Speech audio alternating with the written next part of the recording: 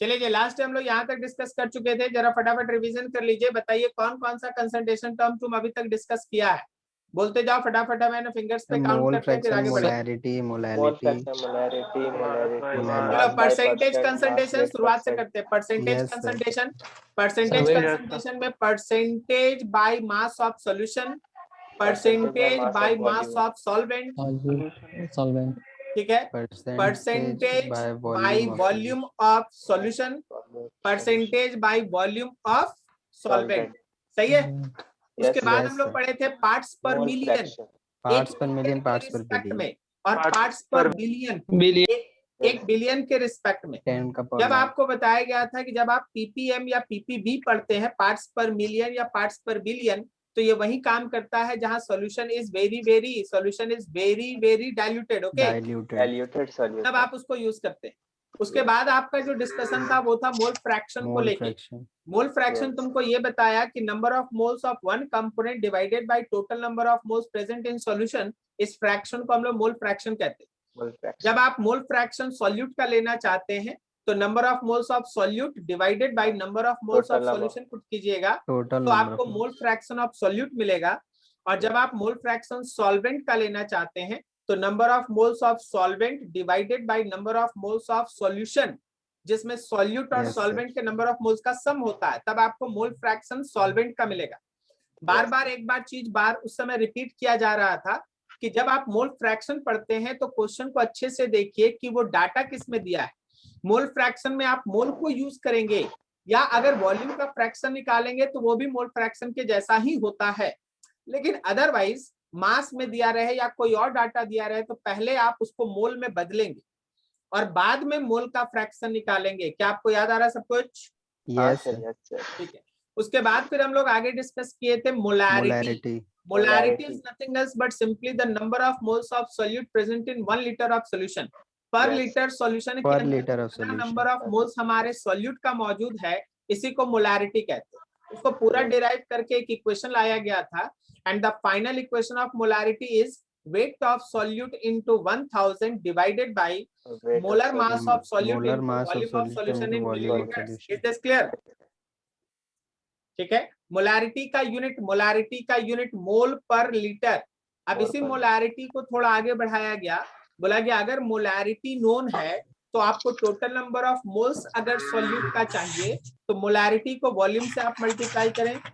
उसी में बताया गया कि अगर आपको number of millimoles of solute चाहिए तो टोटल नंबर ऑफ मोलैरिटी को volume of solution in millilitre से मल्टीप्लाई करें। अब आप याद कीजिए, आपको है ना दो वर्ड बहुत टिपिकल बताया गया, एक था एनालिटिकल मोलैरिटी और एक था equilibrium molarity. Is this clear?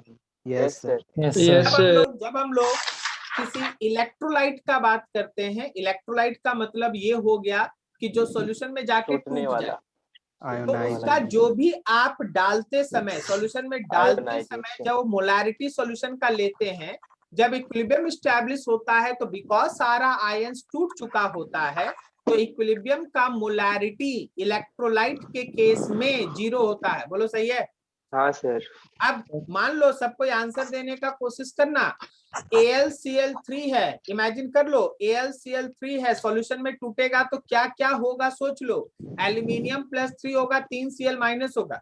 अगर इसका डालते समय AlCl3 का मोलैरिटी X है तो बताओ सॉल्यूशन में एट इक्विलिब्रियम क्लोराइड आयन का मोलैरिटी कितना होगा? 3x sir 3x very good 3x। और एल्यूमिनियम +3 का मोलैरिटी कितना होगा? X होगा। AlCl3 का मोलैरिटी एट इक्विलिब्रियम कितना होगा? 0 होगा। बिल्कुल सही। और दूसरा था कि अगर हमारे पास नॉन इलेक्ट्रोलाइट है, ऐसा चीज है जो सॉल्यूशन में टूटता नहीं, जैसे यूरिया है, ग्लूकोज है, ये सब जो सॉल्यूशन में टूटता नहीं, तो उसका डालते समय या सॉल्यूशन बनाते समय इनिशियली जो मोलैरिटी होगा, बिकॉज वो टूटता नहीं है इसलिए फाइनल मोलैरिटी या किसी भी स्टेज में मोलैरिटी वही रहता है। बोलो सही है? एकदम सही है सर। तो यूरिया का मोलैरिटी अगर किसी सॉल्यूशन में X है इनिशियली, तो थोड़ी देर के बाद भी उसका मोलैरिटी X ही रहने वाला है। इक्विलिब्रियम एस्टैब्लिश हो जाएगा तो भी मोलैरिटी X ही रहने वाला है, because it is non electrolyte, can not be dissociated. I hope Yes. सो तुमको समझ में आ रहा सब कुछ। Yes. Yes. Same Yes, thing sir. equals के साथ अगला है। अगला हम लोग इसमें डिस्कस किए थे and that is called molality. Molality. Molality आपको ये बता रहा था कि how many number of moles of any solute is present in 1 kg of solvent. Word है सॉल्वेंट। सॉल्वेंट के 1 kg में सॉल्यूट का कितना नंबर ऑफ मोल्स मौजूद है, उसी को आप कहते हैं मोलालिटी। तो इसका यूनिट था मोल पर केजी और पूरा एक डेरिवेशन आपको कराया गया जिसमें आपके पास एक फॉर्मूला आया था फाइनल कि molality of solution will be equals to weight of solute into 1000 divided by molar mass of solute into weight of solvent in gram. Int mill. Weight of solvent in Yes, gram. sir. याद आया? Gram. Yes, sir. Yes, sir.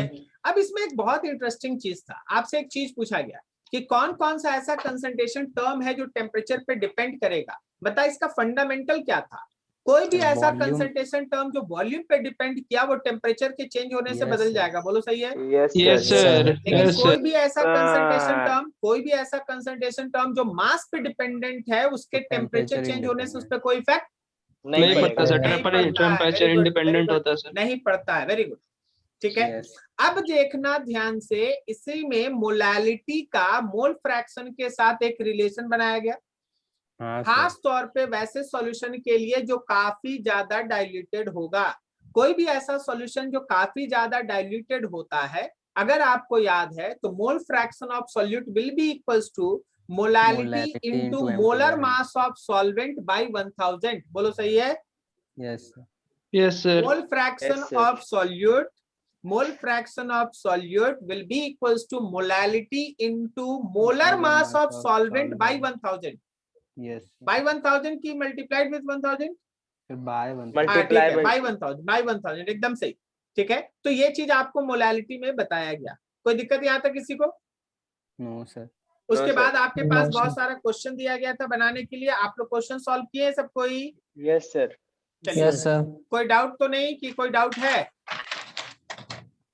नहीं है sir अभी। चलिए, तो फिर No, आज sir. हम लोग है ना एक टिपिकल वाला टर्म खत्म करेंगे जिसमें हम लोग इक्विवेलेंट वेट पढ़ेंगे और इक्विवेलेंट वेट के बेसिस पे जो नॉर्मेलिटी आता है, नॉर्मेलिटी उसको डिस्कस करेंगे। It is very very interesting because it is only not associated with solution chapter, it is always associated with whole stoichiometry. जब भी आप स्टोइचियोमेट्री पे बस कोई भी कैलकुलेशन करते हैं ना, तो उसमें इक्विवेलेंट वेट और नॉर्मेलिटी अपना भी एक अलग से एग्जिस्टेंस रखता है, ठीक है। उसका भी अलग अलग से अपना क्वेश्चन आता है। सो बी केयरफुल, थोड़ा ध्यान लगा के पढ़ना, जहां नहीं समझ में आएगा खुल के बात करना, ठीक है। चलो आगे बढ़ते हैं, आज के क्लास में आगे देखते हैं। तो ये सब क्वेश्चन था जहां तक आप पहले से कर रखे हैं, ये सब आप डिस्कशन है ना पहले से कर रखे हैं। Is this clear? Yes sir. ठीक है भाई, हम लोग आगे बढ़ रहे हैं। ये भी क्वेश्चन आपको दिया गया था बनाने के लिए, ये भी आप कर लिए होंगे। चलो मेन डिस्कशन आज यहां से स्टार्ट है, इक्विवेलेंट मास। देखो, एक होता है मोलर मास और एक होता है equivalent mass. Molar mass substance का क्या है? किसी भी सब्सटेंस के 1 मोल का मास उसका मोलर मास होता है। किसी भी सब्सटेंस के 1 मोल का मास उसका मोलर मास होता है। तो अगर आप सब्सटेंस का 1 मोल लेते हैं तो उसका जो मास आएगा वो उस सब्सटेंस का मोलर मास कहलाता है। जैसे मान लो वाटर है, तो वाटर का मोलर मास है 18 ग्राम। इसका मतलब है कि आप जब वाटर का 1 मोल लेंगे तो उसका मास है ना 18 ग्राम आएगा। आप अगर हाइड्रोजन गैस लेते हैं तो हाइड्रोजन गैस का मोलर मास है H2 है तो 2 ग्राम। मतलब हाइड्रोजन का जब आप 1 मोल लेंगे तो उसका मास 2 ग्राम आएगा, एंड सो ऑन। तो मोलर मास। तो इक्विवेलेंट मास क्या है? देखो, पहले इसका कुछ बेसिक डेफिनेशन था, फिर उसके बाद है ना ये बहुत सारे चीज में आगे धीरे धीरे कन्वर्ट करने लगा, ठीक है। इक्विवेलेंट मास किसी भी सब्सटेंस का उस सब्सटेंस का उतना मास होता है। इक्विवेलेंट मास किसी भी सब्सटेंस का उस सब्सटेंस का उतना मास होता है जो 1 ग्राम हाइड्रोजन के साथ, 1 ग्राम हाइड्रोजन के साथ, या फिर 8 ग्राम ऑक्सीजन के साथ, या फिर 35.5 ग्राम क्लोरीन के साथ, या फिर 80 ग्राम ब्रोमीन के साथ, या फिर 127 ग्राम आयोडीन के साथ, और 12 ग्राम कार्बन और 17 ग्राम OH- के साथ डायरेक्टली कंबाइन करता है। अगर वो डायरेक्टली कंबाइन किया तो ध्यान रखना that amount of any substance is the equivalent weight of that substance. Sir आप बोल क्या रहे हैं पता नहीं चल रहा है। चल तुमको एक छोटा सा एग्जांपल दिखाते हैं। इस डेफिनेशन टर्म को आप दिमाग में रखिएगा। देखिए आपके पास हम एक छोटा सा रिएक्शन लिखते हैं N2 + 3H2 arrow 2NH3। Okay, ये आपके पास एक बैलेंस्ड रिएक्शन है N2 + 3H2 arrow 2NH3।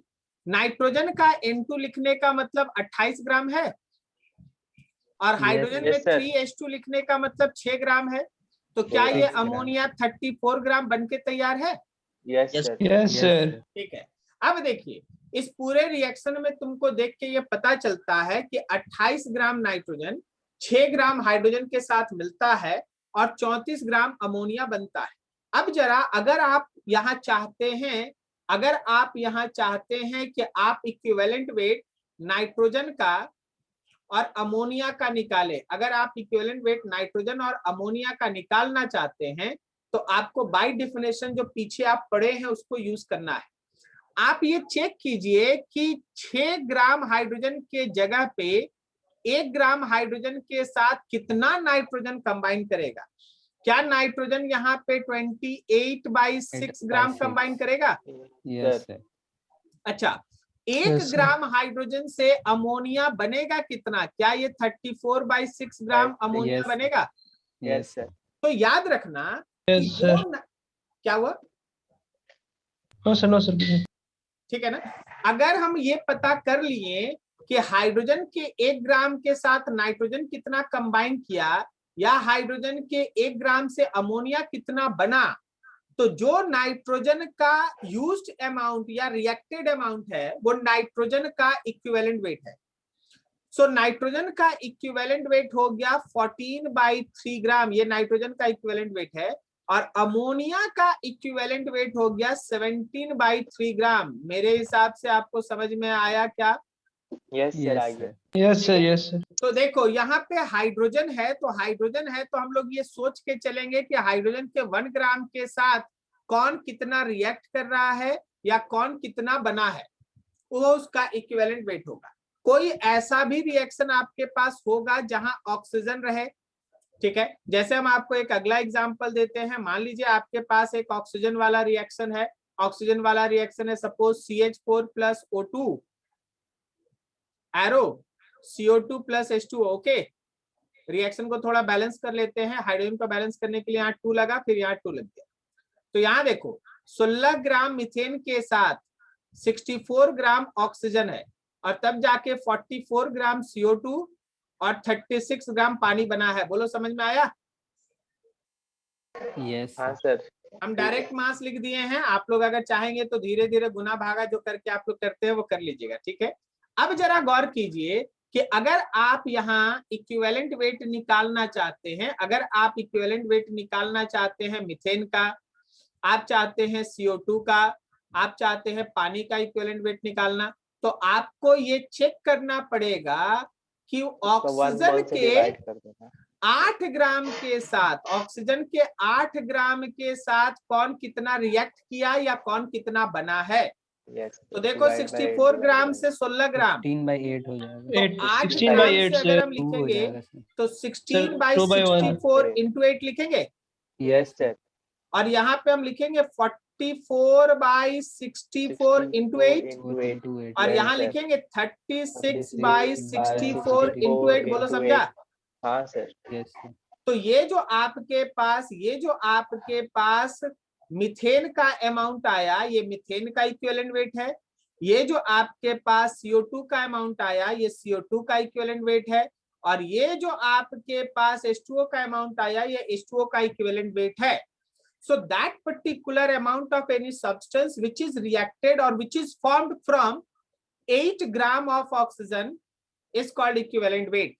Similarly, आप number of experiments, number of examples लेके आप हर किसी के लिए independent way से आप पता कर सकते हैं कि किसका equivalent weight कितना है। जैसे हाइड्रोजन को रेफरेंस लेके, अगर किसी एक रिएक्शन में हाइड्रोजन है उसको रेफरेंस लेके आपको बात करना है तो हाइड्रोजन 1 ग्राम होना चाहिए। 1 ग्राम को लेके ऑक्सीजन लेके चलेगा तो 8 ग्राम होना चाहिए। क्लोरीन लेके चलेगा तो 35.5 ग्राम होना चाहिए। ब्रोमीन लेके चलेगा तो 80 ग्राम होना चाहिए। आयोडीन लेके चलेगा तो 127 ग्राम होना चाहिए। कार्बन अगर लेके चलेगा तो 12 ग्राम होना चाहिए, और अगर OH है तो 17 ग्राम होना चाहिए। क्या तुमको मेरी बात समझ में आई? Yes sir. जो रिएक्शन में हम लोग जिस एलिमेंट का इक्विवेलेंट मास चाहते हैं निकालना, उसमें वो एलिमेंट होना चाहिए, वो सब जो डेफिनेशन में सर, हाइड्रोजन, हाँ बिल्कुल होना चाहिए, क्लोरीन। बिल्कुल सर होना इसके चाहिए। अलावा और कुछ नहीं होगा सर? इसके अलावा और कुछ होगा तो उसके लिए अभी पढ़ाई स्टार्ट हुई है, पहले इसको समझे कि अगर ये सब है किसी रिएक्शन के अंदर, हाइड्रोजन है, ऑक्सीजन है, क्लोरीन है, ब्रोमीन है, आयोडीन है, कार्बन है, OH है, तो आप तुरंत आंसर कैसे लिख देंगे? करेक्ट है? अभी तो Okay, बहुत sir. कुछ आने वाला है ना, 2 घंटा अभी हम लोग करेंगे क्या, यही सब पढ़ने वाले, ठीक है? Yes sir, yes. तो ये चीज पहला ये है कि अगर हम लोगों के पास, अच्छा 1 मिनट जरा सबको है ना, थोड़ा सा जस्ट वेट। हाँ ये चलो कंटिन्यू आगे बढ़ते हैं, ठीक है? तो यहाँ तक किसी को कोई डाउट समझने में? नहीं सर। हाँ चलो ठीक है। तो अब चलो देखो, जैसे नीचे एक है ना, तुम्हारे पास एक रिएक्शन लिखा हुआ है, आपके पास एक रिएक्शन लिख दिया है। जैसे आपको दो तो हम छोटा छोटा एग्जांपल दिए। मान लीजिए आपके पास ये जिंक वाला एक रिएक्शन है, उसके पहले आप उस ऊपर वाले फॉर्मूला पे देख ले सब कोई। Equivalent mass of an element is equals to atomic mass of element by valency of element. आप किसी भी पर्टिकुलर एलिमेंट का अगर इक्विवेलेंट मास निकाल, देखिए इक्विवेलेंट मास को आप एक फॉर्मूला में मत तौलिएगा, ठीक है? ये इतना ज्यादा है, किसी में x काम करेगा, किसी में y मेथड काम करेगा, किसी में z मेथड काम करेगा, आपको सब आना चाहिए। आप ये मत सोचिए कि सर एक मेथड बता दीजिए और सब सही हो जाए। वो हो तो सकता है लेकिन वो बहुत हार्ड होता है, और जब आप अच्छा ग्रिप रखते हैं तभी बना पाते, ठीक है? ये जो रिएक्शन है ना, equivalent mass of, sorry equation, equivalent mass of an element is equals to atomic mass of element by valency of element, ये बहुत सफिशिएंट है टू कवर मैक्सिमम इक्वेशंस, लेकिन इसको समझने में थोड़ा काम करना पड़ता है, ठीक है? देखो जैसे मान लो हम लोग के पास ये एक इक्वेशन है कि zinc plus H2SO4 gives ZnSO4 plus hydrogen. Hydrogen का 1 मोल का मतलब हो गया भाई 2 ग्राम। अब इस 2 ग्राम के साथ जो आप लेके चल रहे हैं वो हमारे H2SO4 का वैल्यू कितना है? 98 ग्राम है। तो बताओ जरा, 1 ग्राम हाइड्रोजन को अगर हम डिस्प्लेस करना चाहते तो क्या 49 ग्राम H2SO4 काम आएगा? Yes sir. Yes sir. तो 49 gram is the equivalent weight of H2SO4। 49 gram is the equivalent weight of H2SO4, याद रखना, ठीक है? अभी थोड़ी देर बाद हम दूसरे मेथड से लाएंगे इसको, ठीक है? अब देखो जैसे नीचे वाले अगले रिएक्शन पे सब कोई गौर करो। जिंक है, ऑक्सीजन के साथ मिल गया, ओहो देखो बहुत पढ़ना है, ठीक है?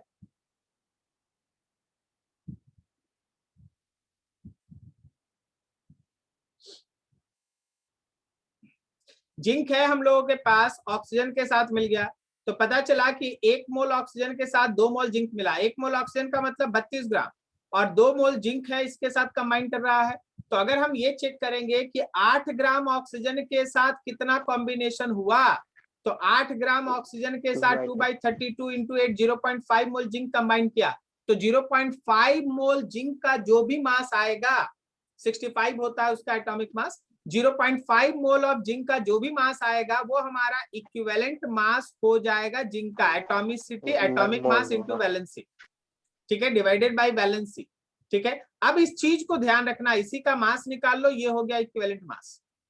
1 gram hydrogen is equivalent with molar mass by 2 of H2SO4 and zinc 2। तो यहाँ पे जो 2 आया है, 2 को आप पहचान पा रहे हैं क्या? आप जरा गौर कीजिए, जब आप H2SO4 को तोड़िएगा तो क्या इसको 2H+ और सल्फेट में तोड़ेंगे, और जब आप जिंक को तोड़ेंगे तो क्या ये Zn+2 बनेगा? आप चेक कर रहे हैं, ये जो नीचे का 2 आ रहा है वो किसी और चीज के भी बराबर है, वो बराबर है H2SO4 का पॉजिटिव चार्ज, या नंबर ऑफ रिप्लेसेबल H+, या सल्फेट के ऊपर का निगेटिव चार्ज, या फिर जिंक के ऊपर का पॉजिटिव चार्ज। क्या आप समझ पा रहे हैं ये चार्ज क्यों आता है? आपको याद है वैलेंसी? शायद नहीं, शायद सर, चार्ज जो होता है वही वैलेंसी, ठीक है? अभी देखो, जब मेरा हाइड्रोजन पे H+ लिखा है, इसका मतलब ये 1 इलेक्ट्रॉन का लॉस किया है रिएक्शन में, तो क्या इसका वैलेंसी 1 है? लेकिन ऐसा 2 हाइड्रोजन अगर लिखे हैं तो क्या मेरा ओवरऑल वैलेंसी 2 है? Yes sir. अब देखो जिंक अगर अपने आप को Zn+2 में कन्वर्ट किया तो आप बोलेंगे कि सर यहाँ 2 इलेक्ट्रॉन का लॉस है तो इसका वैलेंसी 2 है। Yes sir. क्या आपको ये समझ पा रहे हैं आप कि ये देखिए ये वाला कैसे काम कर रहा है? ये वाला line atomic mass of element divided by valency 2 से डिवाइड कर रहे हैं हम लोग, ठीक है। तो ये चीज हर जगह काम आएगा। हम बोले ना ये इतना सिंपल नहीं है, आपको ये तोड़ तोड़ के अलग अलग तरीके से बताएगा। चलो छोड़ो उस फॉर्मूला को छोड़ो, क्या तुम इस फॉर्मूला से ये समझ पाया कि 8 ग्राम ऑक्सीजन से हम लोग कैसे निकाल लिए कि ये इसका इक्विवेलेंट मास होगा? Yes sir. ठीक है, तो अभी आप इस मेथड पे गौर करें, अभी आप वैलेंसी वाले टर्म पे गौर ना करें। अब अगला देखिए आप लोग सबको अभी मास वाले टर्म पे गौर कीजिएगा। देखिए 2H2 plus O2 arrow 2H2O, मतलब 4 ग्राम हाइड्रोजन 32 ग्राम ऑक्सीजन के साथ मिला 36 ग्राम हमारे पास पानी बन गया। तो जरा गौर करना, 4 ग्राम हाइड्रोजन से अगर 36 ग्राम वाटर बन रहा है तो क्या 1 ग्राम हाइड्रोजन से 9 ग्राम बनेगा? Yes sir. उसी तरह 32 ग्राम ऑक्सीजन से अगर 36 ग्राम वाटर बन रहा है तो 8 ग्राम ऑक्सीजन से 9 ग्राम बनेगा। Yes sir. Yes sir. ऐसा होगा कि सर अगर एक ही जगह पे एक से ज्यादा मेरा रेफरेंस वाला एलिमेंट आ जाए, जैसे इस क्वेश्चन में देखो रेफरेंस एलिमेंट हाइड्रोजन भी मौजूद है, रेफरेंस एलिमेंट ऑक्सीजन भी मौजूद है, तो हाइड्रोजन से अगर कोई इक्विवेलेंट मास निकालेगा वाटर का और ऑक्सीजन से कोई इक्विवेलेंट मास निकालेगा वाटर का, जो डेफिनेशन आपको पढ़ाया गया, तो क्या आंसर अलग आ रहा है या सेम आ रहा है? सर सेम आ रहा है। सेम आ रहा है। आना है। तो equivalent mass of the water is 9 gram. Is this clear? Yes sir. Yes अब देखो इस क्वेश्चन में ये तो हम लोग पहले से कर रखे हैं, ये तो हम लोग का हो चुका है, तो इसको हम स्किप करते हैं, ठीक है। तो जरा देखना ध्यान से, ये सब फॉर्मूला हम लास्ट में एक जगह कलेक्ट कर देंगे तो आप उसके लिए परेशान ना हो, लेकिन आप चीज को समझने पे गौर करें, कहीं कोई इश्यू नहीं होना चाहिए। किसी को कोई डाउट? अभी तक तो नहीं है सर। ठीक है, बोलते रहना, चलते रहना, कहीं डाउट होगा बोलते रहना। तो नंबर ऑफ इक्विवेलेंट्स, अगर हमको नंबर ऑफ इक्विवेलेंट्स निकालना रहेगा तो हम लोग जो मास रहेगा ना उसमें इक्विवेलेंट मास से डिवाइड कर देंगे। ये बिल्कुल वैसे ही है जैसे आप पढ़ते हैं कि नंबर ऑफ मोल्स अगर निकालना है, नंबर ऑफ मोल, तो मास में आप मोलर मास से डिवाइड करते हैं ना। Yes sir. उसी तरह अगर आपको नंबर ऑफ ग्राम इक्विवेलेंट्स या नंबर ऑफ इक्विवेलेंट्स निकालना है तो मास जो रहेगा उसमें आप इक्विवेलेंट मास या ग्राम इक्विवेलेंट से डिवाइड कर दीजिएगा। बिल्कुल वैसे ही है जैसे नंबर ऑफ मोल्स निकालना होता है, ठीक है।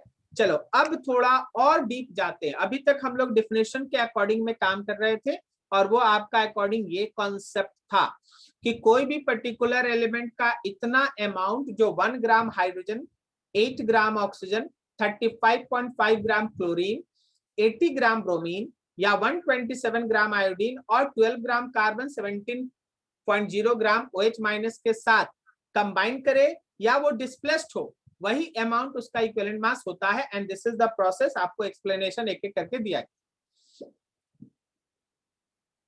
चलो एक काम खत्म। अब हम लोग आ रहे हैं एक दूसरे जगह पे, एक दूसरा मेथड सीखने पे आ रहे हैं। एक डेफिनेशन था वो हुआ, अब एक दूसरा मेथड सीखने आ रहे हैं कि अगर हम लोग इक्विवेलेंट मास एसिड, बेस या सॉल्ट का निकालने जाएं, अगर हम लोग इक्विवेलेंट मास एसिड का, बेस का या सॉल्ट का निकाले तो क्या करेंगे?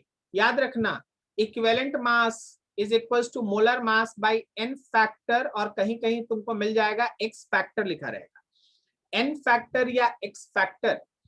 मोलर मास तो हर कोई जानता है कि 1 मोल का मास निकाल देना है, मोलर मास होता है, लेकिन ये n फैक्टर क्या होता है उस पे काम करना होता है। और हर जगह एसिड में n फैक्टर एक अलग कॉन्सेप्ट से आता है, बेस में n फैक्टर अलग तरीके से आता है, सॉल्ट में अलग से आता है, आयंस में अलग से आता है।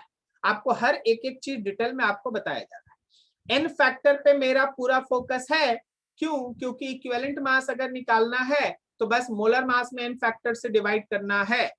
क्या तुमको मेरी आवाज आ रही है? Yes sir. Yes sir. ठीक, चलो आगे बढ़ते हैं। तो ध्यान से सुनना, आज के क्लास को तुम मार्क कर लेना, इससे कोई भी कंपटीशन में तुम बैठ जाओ, एक क्वेश्चन रहना है, एक क्वेश्चन रहना ही है सो बी केयरफुल कि आप 4 नंबर अपना पक्का कर ले। 4 नंबर का एक क्वेश्चन होता है, आपको 4 नंबर पक्का करने के लिए आज एक एक लाइन समझना होगा और हमेशा इसको अपने साथ रखना होगा, भूलना नहीं होगा, ठीक है।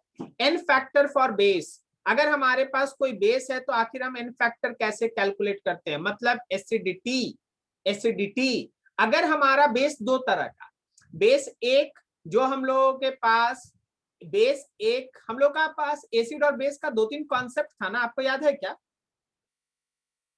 Arrhenius concept, Bronsted concept, Lewis concept, याद आ रहा है?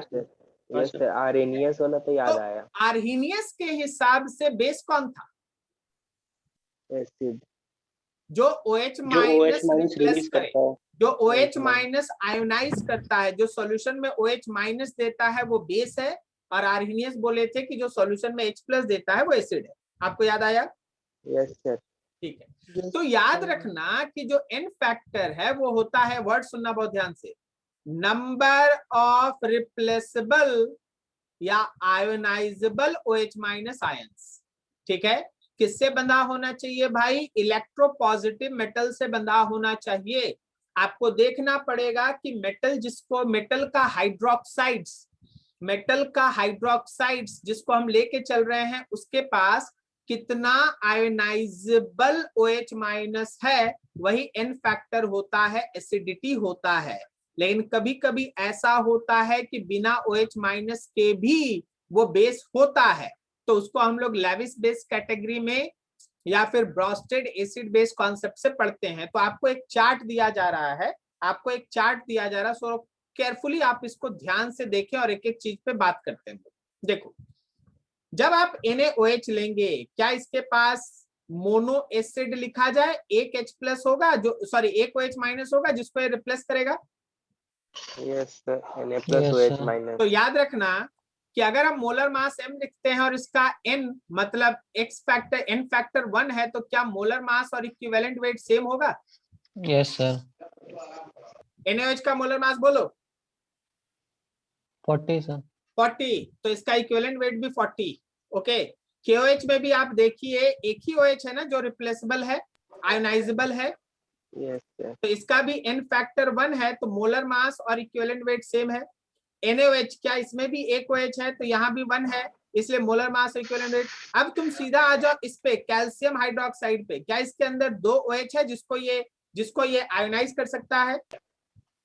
हाँ, इसका X फैक्टर है 2, इसका X फैक्टर है 2, तो जरा गौर करना कि equivalent weight is equals to molar mass by 2 लिखा है। बात समझ में आ रही है क्या? समझ गए सर। ठीक है, अगर हम लोग BaOH होल 2 लेते हैं तो यहाँ भी 2 OH है जिसको ये आयोनाइज कर सकता है, तो equivalent weight is equals to molar mass by 2। बोलो समझे? Yes sir. Yes sir. AlOH whole 3 ले लेंगे तो यहाँ 3 OH है जिसको ये रिप्लेस आयोनाइज कर सकता है, तो क्या लिख दें? Equivalent weight is equals to molar mass by 3। Yes sir. Sir बाकी इन सब के बारे में क्या डिस्कशन है? तो भाई ये आर्हीनियस का बेस नहीं है, ठीक है। ये सब हमारे ब्रॉस्टेड लॉरी का जो कॉन्सेप्ट था उसके हिसाब से ये सब बेसिक नेचर शो करता है। CH3NH2 के पास, नाइट्रोजन के पास एबिलिटी है कि वो एक H प्लस को गेन कर सके, इसको आप लेविस बेस भी कहते हैं। Nitrogen can donate pair of electron to 1 H plus, nitrogen can donate pair of electron to 1 H plus, that's why 1 H plus is accepted, so its X factor is 1, or you can say that equivalent weight is equals to molar mass। क्या तुमको समझ में आया? Sir थोड़ा बता दीजिए, detail में जाइए थोड़ा और हम लोगों को बेसिक में यहाँ पे क्लियर कर दीजिए। देखिए ये रहा, nitrogen can donate its pair of electron to 1 H plus, so according to Bronsted 1 H plus can be accepted, 1 H plus can be accepted, so you can say that its X factor or N factor is 1। जब आप अगला लेते हैं C6H5NH2, it is aniline।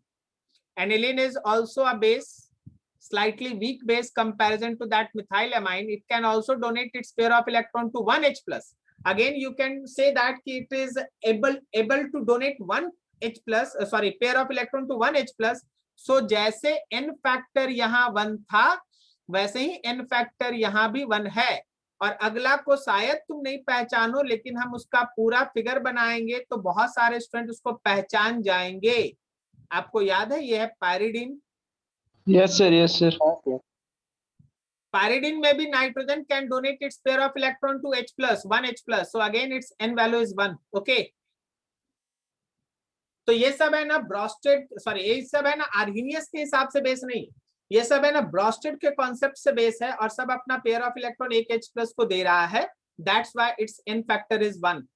Sir हम लोग को इतना deep कैसे पता चलेगा? अरे भाई नहीं पता था तो क्या हुआ, अब है ना, अब है ना, अगले दिन होगा ना, और अगले दिन होना भी तो चाहिए ना. पढ़ाई इसीलिए होता है ना कि जो चीज नहीं जान रहे वो सीखेंगे. तो आज आप सीखे ना, क्या तुमको मेरी बात समझ में आई? Yes, sir. ठीक है, तो याद रखना ये सारा चीज, और भी नया नया चीज जब आएगा हम आपको ऐड करते चलेंगे. देखिए यहाँ पे वो सब चीज है ना अपने तरीके से लिखा है. Organic basis like CH3NH2 मिथाइलएमाइन, C6H5NH2 aniline, C5H5N pyridine have the tendency to accept proton. H plus gain कर लेगा. कैसे गेन करेगा वो पीछे हम डिटेल में आपको बता चुके हैं. क्या तुमको समझ में आ रही है? ठीक है, देखो ये अपना पेयर ऑफ इलेक्ट्रॉन इस H प्लस को दिया, बन गया वो. ये अपना पेयर ऑफ इलेक्ट्रॉन इस H प्लस को दिया, बन गया ये अपना पेयर ऑफ इलेक्ट्रॉन इस H प्लस को दिया, बन गया ये. Is this clear? कोई डाउट किसी को? नहीं. फटाफट रिस्पॉन्स करो, कोई दिक्कत है तो No, बोलो, नहीं तो आगे बढ़े. No, sir. अरे बोल नहीं रहा, थक गया क्या तुम लोग? खाने पीने सोने का टाइम हो रहा है. कोई दिक्कत नहीं है सर. हाँ गुड, चलो आगे बढ़ते भाई, आगे बढ़ते. इंपॉर्टेंट काम हो रहा है, एकदम ध्यान रखना. हम बार बार बोल रहे हैं कि आज एक क्वेश्चन पक्का कर लेना है, ध्यान रखना, एक क्वेश्चन पक्का कर लेना. n factor for an acid.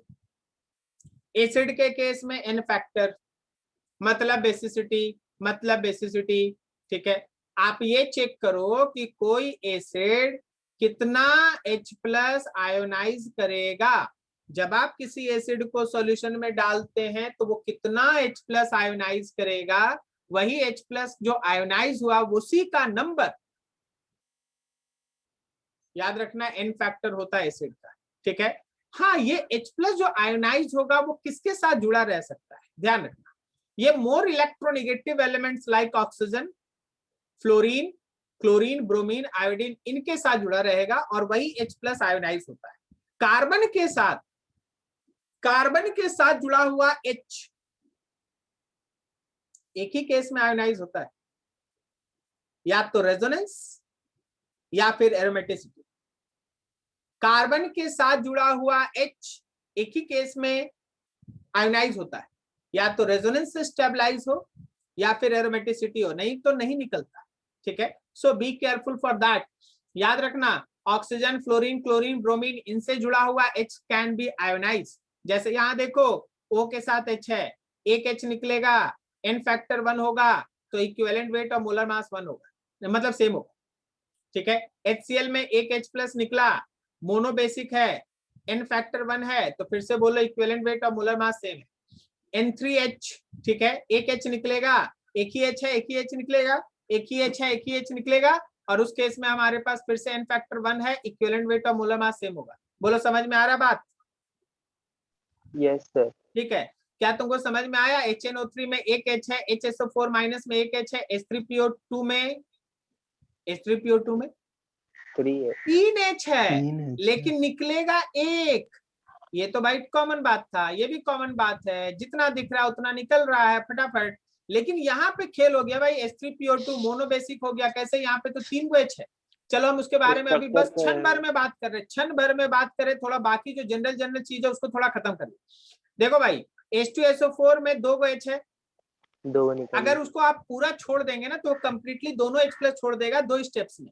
पहले स्टेप में एक H प्लस छोड़ता है, अगले स्टेप में फिर से एक H प्लस छोड़ता है. आप मान के चलो 2 का 2 निकल गया तो क्या बोलेगा? Equivalent weight is equals to molar mass by 2. H2CO3 ये ऑक्सैलिक एसिड कहलाता है, ऑक्सैलिक एसिड, इसका दोनों H प्लस निकल जाता है, दोनों H प्लस आयोनाइजेबल है, तो ये भी दिखा दिया equivalent weight is equals to molar mass by 2. अब जरा खेल है, ये H3PO3 3 H लेकिन 2 ही को आयोनाइज होगा. H3PO4 3 H, तीनों का तीनों आयोनाइज होगा. हो गया गेम. मतलब गेम कहाँ है? एक यहाँ है, जहां जहां सर्कल है वहां पे गेम है, बाकी सब एकदम सिंपल चीज. ठीक है, जितना H है वो आयोनाइज हो रहा है. आपको ये बात पता होना चाहिए कि कौन सा H आयोनाइज होता है, ठीक है, कौन सा H आयोनाइज होता है। थोड़ा केयरफुली है ना, आगे जो हम दिखाने जा रहे हैं उस पे जरा गौर करो। ये देख लो भाई, खेल यहाँ है। H3PO2, H3PO3 और H3PO4 ऑल अपीयर्स ट्राइबेसिक। देखने में लगता है कि तीनों में 3 हाइड्रोजन है और 3 हाइड्रोजन जो है वो एक एक करके बारी बारी से निकल जाएगा, लेकिन ऐसा होता नहीं। But respectively has 1, 2 and 3 replaceable H+ ions attached to oxygen atom directly। अब यहाँ पे हम तुमको है ना थोड़ा, जो आप 12 के पी ब्लॉक में जब आप ग्रुप 15 पढ़ेंगे, पूरा ध्यान से सुनिएगा, सब कुछ तो यहाँ लिख नहीं सकते हैं लेकिन आपको बोल देते हैं। जब आप 12 के ग्रुप 15 में पी ब्लॉक पढ़िएगा तो फास्फोरस का ऑक्सो एसिड्स पढ़ेंगे आप, फास्फोरस का ऑक्सो एसिड्स पढ़ेंगे। फास्फोरस के ऑक्सो एसिड में ये पूरा सीरीज आपको फिर से एक बार मिल जाएगा, एक्सपेंडेड, और भी 2-4 और जुड़ जाएगा, ठीक है। लेकिन उन सब ऑक्सो एसिड्स का एक कॉमन नेचर होता है और उसमें 2-3 इंपॉर्टेंट कैरेक्टर होता है। सबसे पहला, जितना भी ऑक्सो एसिड्स होता है उन सब में फास्फोरस डबल बॉन्ड O बनाएगा और O के साथ H होगा, ठीक है। बाकी और बॉन्ड्स होगा उससे हमको कोई मतलब नहीं है। फास्फोरस हमेशा 5 बॉन्ड बनाने का कोशिश करता है और हम ये बोल रहे हैं कि बाकी बॉन्ड्स में कौन होगा हमको उससे अभी कोई ज्यादा मतलब नहीं है, लेकिन 2-3 कैरेक्टर सुनना था। केवल और केवल वही हाइड्रोजन आयोनाइज करता है, केवल और केवल वही हाइड्रोजन आयोनाइज करता है, H+ देता है जो ऑक्सीजन के साथ जुड़ा हो। H+ देगा ये। कभी कभी ऐसा होता है कि सेंट्रल एलिमेंट के साथ हाइड्रोजन जुड़ा हो। अगर सेंट्रल एलिमेंट जिसमें फास्फोरस है अगर उसके साथ हाइड्रोजन है तो याद रखना ये नॉन आयोनाइजेबल होता है, ये आयोनाइज ही नहीं करता। तो सर ये हाइड्रोजन का काम फिर क्या है? देखो भाई, इस हाइड्रोजन का काम है रिड्यूसिंग प्रॉपर्टी शो करना, रिड्यूसिंग नेचर। अभी हम लोग रिड्यूसिंग नेचर के बारे में कोई बात नहीं करेंगे, हम लोग अभी आयोनाइजेशन के बारे में देखेंगे, कौन आयोनाइज हो रहा है कौन नहीं हो रहा है। तो आप जब इन सारे मॉलिक्यूल्स का, इन तीनों का, जैसे यहाँ कौन है भाई, ये तो ये है H3PO2, ये कौन है हम लोग के पास, तो H3PO3 है, और ये कौन है तो H3PO4 है। आपको ये चेक करना होगा कि किसमें कितना हाइड्रोजन स्ट्रक्चर के हिसाब से ऐसा मौजूद है जो आयोनाइज करेगा। तो क्या आपको फर्स्ट केस में दिख रहा है कि केवल एक हाइड्रोजन ऐसा है जो आयोनाइज करने लायक है? Yes sir. ठीक है। क्या आपको सेकंड केस में दिख रहा है कि 2 हाइड्रोजन ऐसा है जो आयोनाइज करने के लायक है? बोलो, समझा? Yes sir. ऑक्सीजन के साथ जुड़ा। और क्या इस केस में आपको दिख रहा है कि 3 हाइड्रोजन ऐसा है जो आयोनाइज करने के लायक है? Yes sir. बोलो, सबको समझ में आया? Yes sir. ठीक है। और अब दूसरा चीज पूछते हैं, आप हमको ये बताइए कि कितना हाइड्रोजन ऐसा है जो रिड्यूसिंग हाइड्रोजन की तरह काम करेगा? क्या यहाँ पे 2 हाइड्रोजन ऐसा है जो रिड्यूसिंग है? Yes sir. यहाँ पे एक है ऐसा? Yes sir. एक भी नहीं है। तो रिड्यूसिंग हाइड्रोजन को आपको टच नहीं करना है, आपको केवल उस हाइड्रोजन को छूना है। वो हाइड्रोजन H+ फॉर्म में निकलेगा जो ऑक्सीजन से जुड़ा है। सेंट्रल एटम से अगर कोई हाइड्रोजन जुड़ा है तो वो रिड्यूसिंग नेचर शो करेगा, वो आयोनाइज नहीं करेगा। Is this clear? Yes sir. क्या तुमको मेरी बात समझ में आई? Yes sir. पता Yes, चल sir. रहा है कि कैसे इक्विवेलेंट वेट में हम लोग कैसे कैसे है ना काम करते हैं और क्यों ये कंपटीशन के लिए एक फेवरेट है। देखो यहाँ पे लिखा है hydrogen attach to P directly exhibit reducing property. ये आपको डिटेल में पी ब्लॉक में पढ़ाया जाएगा, वैसे बहुत कुछ हम आपको अभी बोलते बोलते बता चुके हैं। यहाँ तक किसी को डाउट? No sir. ठीक है ना? यस सर, आगे चलो हम एक चीज पूछते हैं, देखना तुम कहीं कंफ्यूज ना हो जाओ, हो भी सकते हो, ध्यान रखना थोड़ा, अपना ध्यान रखना भाई। NaOH है, ठीक है, और ये रिएक्शन के बाद तुमको दिया है NaH SO4 और साथ में वाटर। बोलो भाई, इस रिएक्शन को देख के H2SO4 का एक्स फैक्टर कितना? इस रिएक्शन को देख के आप बताएं One. कि H2SO4 का एक्स फैक्टर One. कितना है? One One, sir. One. One है। Very good very good very good. एक है, आप ब्लाइंडली मत फॉलो करें कि H2SO4 हमेशा 2 होता है, आपको देखना पड़ेगा वो कितना H प्लस दिया है। ये केवल यहाँ से यहाँ जाने में एक H प्लस दिया है, बोलो सही है? Yes Yes, sir sir. इसलिए Yes, इसका sir. N फैक्टर 1 होगा, 2 नहीं। तो रिएक्शन में ध्यान रख के आपको चलना होगा, और अगर आप इतना एक्यूरेट एग्जाम में रहेंगे तो आप अगले बार 300 स्कोर करेंगे। ओके नहीं नहीं sir. चलो आगे बढ़ते। अब चलो भाई हम लोग अगला बात करते हैं सॉल्ट पे और आयंस पे। हम लोग सॉल्ट पे भी बात कर सकते हैं, आयंस पे भी बात कर सकते हैं, कोई इशू है। N factor is the total positive और नेगेटिव चार्ज ऑन इट। याद है, टोटल पॉजिटिव और टोटल नेगेटिव चार्ज। वर्ड है टोटल, केवल एक आयन को नहीं देखना होगा, बैलेंसिंग करके आपको पूरे आयंस का पॉजिटिव या पूरे आयंस का नेगेटिव देखना होगा, वही आपका N फैक्टर। जैसे आपको एग्जांपल देखिए, जब आप KCl तोड़ते हैं तो एक प्लस और एक माइनस है, तो चाहे प्लस ले लीजिए या -1 है, तो N फैक्टर का वैल्यू 1 है, तो आपका इक्विवेलेंट वेट हो गया मोलर मास बाय 1। ओके, जब आप K2SO4 लेते हैं तो टूट के देता है 2K+ और सल्फेट, तो हमारा N फैक्टर 2 है, चाहे केटायन लो तो भी 2, चाहे एनायन लो तो भी 2, तो हमारा इक्विवेलेंट वेट जो है मोलर मास बाय 2 होगा। जब हम लोग AlPO4 लेते हैं, एल्यूमिनियम फॉस्फेट लेते हैं, तो एल्यूमिनियम पे +3 है या फॉस्फेट पे 3 है, तो यहाँ पे 3 लीजिए या यहाँ 3 लीजिए, बात एक ही है। आपके N फैक्टर का वैल्यू 3 है, equivalent weight is equals to molar mass by 3। जब आप FeSO4 लेते हैं तो इसको तोड़ने आना चाहिए सबसे पहले सबको। क्या आप सबको पता चल रहा है कि ये 2 फेरिक आयन या 3 सल्फेट आयन देगा, तो 2 फेरिक आयन मतलब 6 या 3 सल्फेट मतलब 6। क्या बोलता है, समझ में आया? Yes, sir. Yes, sir. तो Yes, N sir. फैक्टर का वैल्यू 6 है और equivalent weight is equals to molar mass by 6 है। बोलो समझ में आ रहा सबको?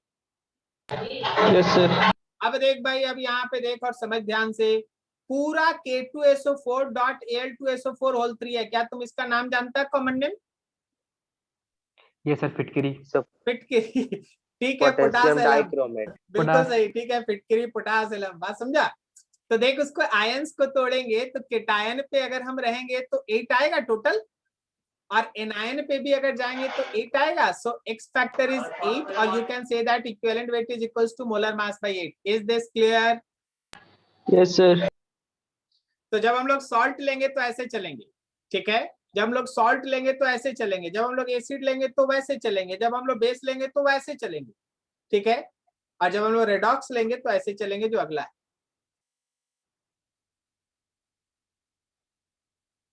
रेडॉक्स रिएक्शन नाम सुना होगा,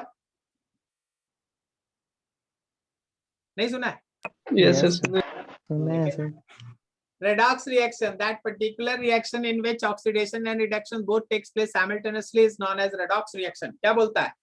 यस और नेचर में जितना भी रिएक्शन है सब रेडॉक्स रिएक्शन है। अब बोलो, अब क्या बोलता है? बोलो नो सर, बोलो नो सर। हर रिएक्शन रेडॉक्स नहीं होता, ठीक है ना? अभी हम उधर नहीं जाना चाहते, अभी हम लोग का काम दूसरा है।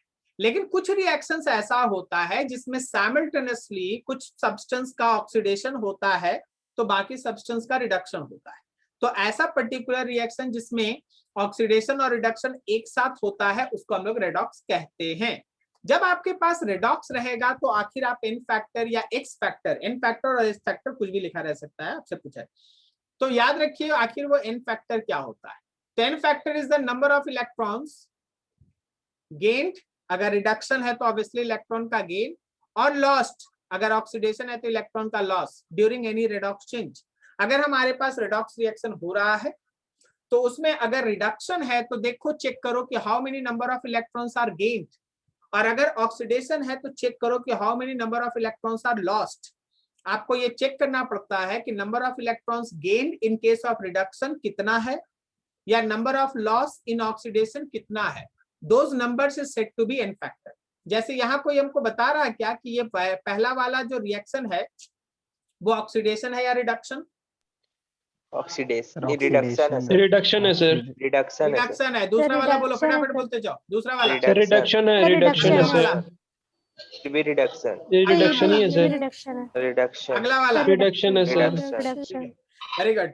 ठीक है, तो अब हर केस में आप देख रहे हैं ना कि बैलेंसिंग करने के दौरान इसमें 1 इलेक्ट्रॉन इन्वॉल्व हुआ, इसमें 2 इलेक्ट्रॉन का गेन हो गया, इसमें 2 इलेक्ट्रॉन आ गया, इसमें 6 इलेक्ट्रॉन आ गया, इसमें 5 इलेक्ट्रॉन आ गया, वही क्रॉसपॉन्डिंग उसका है ना n फैक्टर हो गया, वही क्रॉसपॉन्डिंग उसका n फैक्टर हो गया। तो अगर आपको कहीं भी उसका इक्विवेलेंट वेट लिखना होगा तो उसी n फैक्टर से डिवाइड कर लीजिए। आई होप सो आपको समझ में आ गया, इसमें कोई इशू तो नहीं है किसी को? नहीं नो सर। No sir. ठीक है, तो देखो भाई हम ये लोग एक है ना शॉर्ट रिवीजन कर लेते हैं फटाफट कि अभी हम लोग है ना इक्विवेलेंट मास के कैलकुलेशन में क्या क्या पढ़े हैं।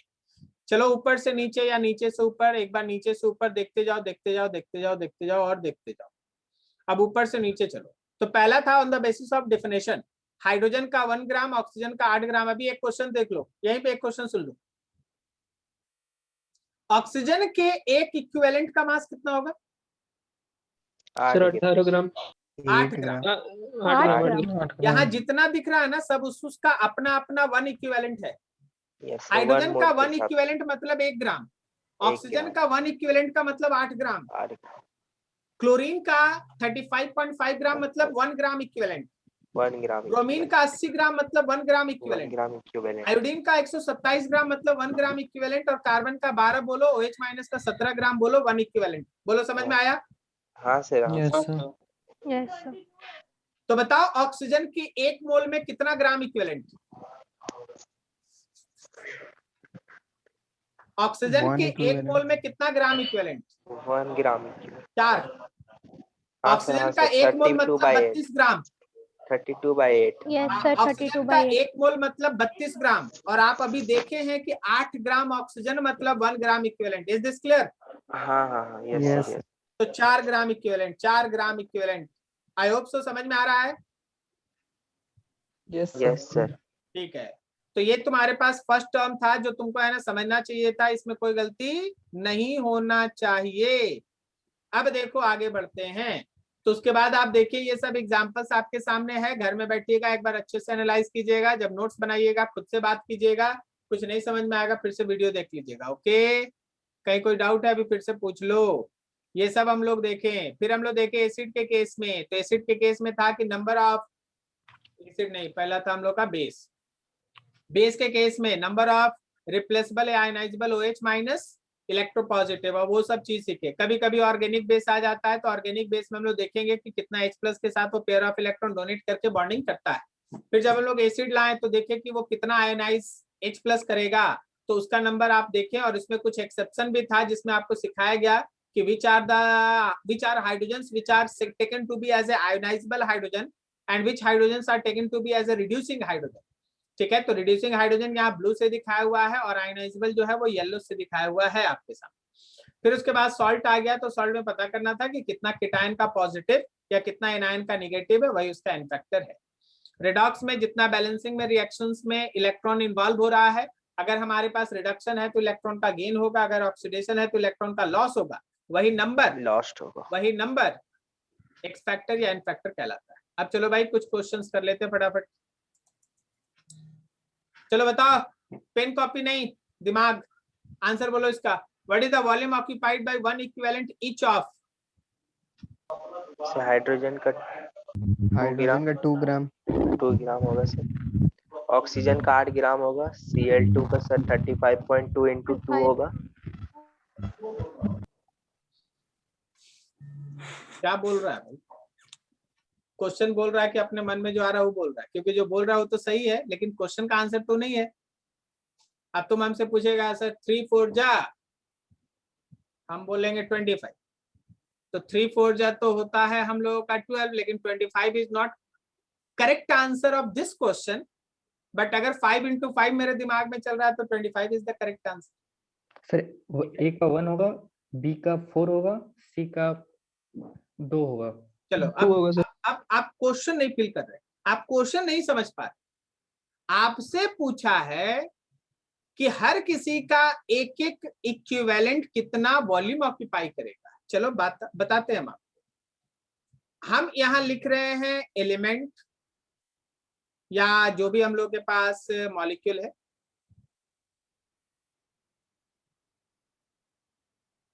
फिर हम लोग उसका लिखेंगे मोल, फिर उस मोल के अंदर लिखेंगे मोलर मास, मोलर मास के बाद हम लोग उसका लिखेंगे इक्विवेलेंट मास या इक्विवेलेंट वेट। फिर हम बताएंगे कि नंबर ऑफ ग्राम इक्विवेलेंट्स इन 1 मोल, 1 मोल में कितना ग्राम इक्विवेलेंट है। और फिर हम बताएंगे वॉल्यूम पर मोल, 1 मोल का वॉल्यूम बताएंगे। और फिर लास्ट में हम लोग बताएंगे वॉल्यूम पर ग्राम इक्विवेलेंट। वैसे हमको इस क्वेश्चन को बनाने के लिए इतना दूर नहीं जाना है। हाँ, हम आपको देख देख के आंसर बोल सकते हैं, लेकिन मेरे आंसर बोलने से आपका नहीं ना ठीक होगा। आपको समझना चाहिए कि ये काम होगा कैसे, और बहुत कुछ है सीखने। चलिए भाई H2 से स्टार्ट करते हैं। आप लोग भी है ना मेरे साथ हिस्सा लीजिएगा। H2 1 मोल। हाँ, तो क्या मोलर मास 2 ग्राम लिख दें? यस इक्विवेलेंट मास 1 ग्राम था ना, तो yes number of gram equivalent per mole क्या 2 है? यस 2 तो वॉल्यूम 1 मोल में अगर एसटीपी रहता है तो वॉल्यूम 1 मोल का 22.4 लीटर होता है। हाँ सर।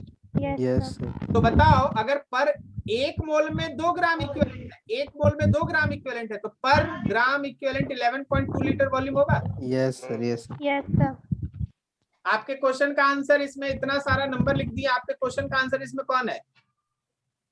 लास्ट वाला 11.2 लीटर। 11.2 लीटर ये तुम्हारे क्वेश्चन का आंसर है। 11.2 लीटर। क्या मेरी बात समझ में आई? चल भाई ऑक्सीजन पे काम करते हैं। 1 mole 32 gram, equivalent mass 8 gram, number of gram equivalent per mole 4। यहाँ 1 मोल का तो वॉल्यूम 22.4 लीटर होगा। 4 से डिवाइड कर दो 5.6। बोलो समझा? Yes yes sir. ऑक्सीजन का 1 ग्राम इक्विवेलेंट कितना वॉल्यूम ऑक्यूपाई करता है? 5.6 लीटर। 5.6 अरे लीटर। बोलता कहा नहीं है, सब सोचता सब आता है, तो आता है तो बता दो पहले ही से। बोलो कितना ग्राम, एक ग्राम इक्विवेलेंट कितना वॉल्यूम ऑक्यूपाई करता है ऑक्सीजन का? 5.6 5.6। चलिए आप क्लोरीन पे बात करना है सबको, ठीक है। Chlorine 1 mole, molar mass 71, 35.171 mass 35.5, 35 number of gram equivalents 2, 1 मोल का वॉल्यूम 22.4 लीटर। तो क्या एक के लिए 11.2 लीटर सर। क्या बोलते हैं, सब सही है? Yes sir. अगला वाला लिख दे कि लिखोगे खुद से? HCl है, HCl HCl है। चल भाई HCl 1 मोल ले ले, पूरा मास निकालेगा 36.5 आएगा। 36.5 इक्विवेलेंट मास भी 36.5 ही होगा, क्योंकि हाइड्रोजन का 1 ही ग्राम है इसमें। पता चल रहा है? Yes sir. हाइड्रोजन का 1 ग्राम है तो 36.5 ही इसका इक्विवेलेंट मास भी होगा। Number of gram equivalent per मोल 1 ही है। वॉल्यूम अगर 1 मोल का 22.4 लीटर आप लिखे हैं तो 1 ग्राम इक्विवेलेंट का भी 22.4 लीटर है। बोलो समझा? Yes sir. किसी को डाउट तो बोल दो फटाक से।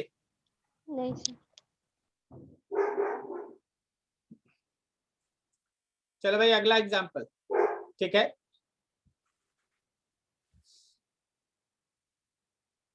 हाँ ये एग्जांपल ही कर लेते हैं, उसके बाद नॉर्मेलिटी नेक्स्ट कर लेते, ठीक है। In the following reaction 1 mole nitrogen plus 3H2 arrow 2NH3N2 1 mole of nitrogen. Question ऐसे है कि 1 मोल नाइट्रोजन का, okay, 1 mole of nitrogen, okay, and 3 moles of hydrogen react to form 2 moles of ammonia. बढ़िया है। Express this amount in equivalent volumes before and after reaction measured at STP। STP पे volume के term में equivalent volume मतलब एक equivalent का volume बताना है, ठीक है। ये क्वेश्चन हम छोड़ना चाहते हैं, क्यों? क्योंकि हम आपको ग्राम इक्विवेलेंट निकालना सिखा चुके थे, याद आया? Yes sir.